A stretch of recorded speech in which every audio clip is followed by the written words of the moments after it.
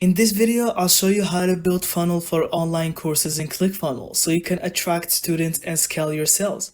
Step 1. Start with a lead magnet. Offer a free resource like a mini class, checklist, or webinar to capture email addresses and bring people into your funnel. Step 2. Create a course sales page. Use ClickFunnels drag and drop editor to design a page with your course benefits, curriculum highlights, testimonials, and clear pricing options. Step 3. Add a video or webinar funnel. Walk prospects through what they learn, show results from past students, and build trust before asking them to enroll. Step 4. Set up payment and checkout.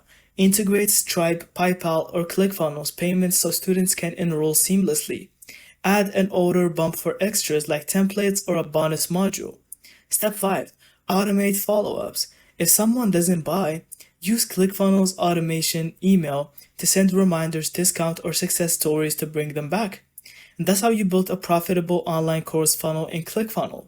Thank you so much for watching. I hope you found this video helpful. Don't forget to leave us your thoughts in the comments.